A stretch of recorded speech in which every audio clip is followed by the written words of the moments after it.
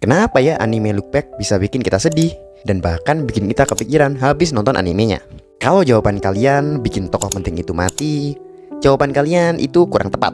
Karena ada hal lain yang bisa bikin kematian tokoh lebih menyakitkan. Di sini Fujimoto Sensei dengan style khasnya bisa bikin kematian tokoh penting di Look Back lebih menyayat hati.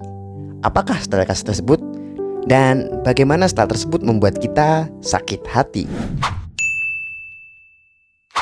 Kalian pasti pernah ketika kena masalah kalian mikir untuk seharusnya tidak melakukan hal yang membuat kalian terkena masalah kan? Misalnya ketika ditolak oleh orang yang kalian suka, kalian pasti berpikir harusnya saya tidak berbicara itu, atau harusnya saya tidak melakukan itu. Inilah yang dipakai oleh Fujimoto Sensei dalam Look Back, namun dengan cara yang tidak terduga. Ketika Kyomoto mati, itu sebenarnya udah berhasil bikin kita sakit hati dan bersedih. Tapi Fujimoto Sensei nggak berhenti di situ aja. Alih-alih cerita langsung berganti ke rasa duka dan rasa bersalah Fujino, kita malah dibawa ke dunia alternatif.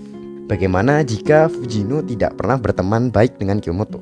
Dan dunia alternatif ini menunjukkan akhir yang bahagia, di mana Kyomoto tidak mati.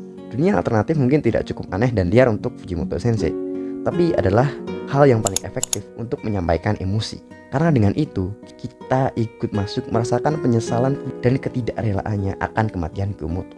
Kita ikut merasakan perasaan Fujino yang menyesal dan berharap bahwa Kyomoto seharusnya masih hidup.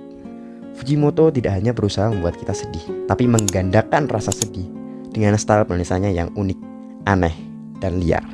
Ini yang membuat Look Back tidak sekedar membuat kita sedih, tapi juga merenung dan merasakan sakit hati setelah ceritanya berakhir. Jadi sekarang udah tahu kan kenapa banyak orang atau bahkan kalian sendiri itu mematung di kursi bioskop meskipun filmnya sudah habis. Memang Fujimoto ini adalah mangaka yang tidak hanya unik, tapi bisa membuat keunikan tersebut menjadi emosi yang bikin kita merenung. Mungkin segitu saja dari aku. Terima kasih sudah menonton dan